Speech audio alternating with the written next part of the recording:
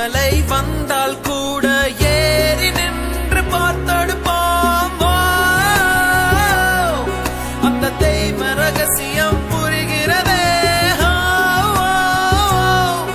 இங்கு எதுவும் நிலையில்லை கரைகிறதே. மனம் வெட்ட வெளியிலே அலைகிறதே. அந்த கடவுளை கண்டால்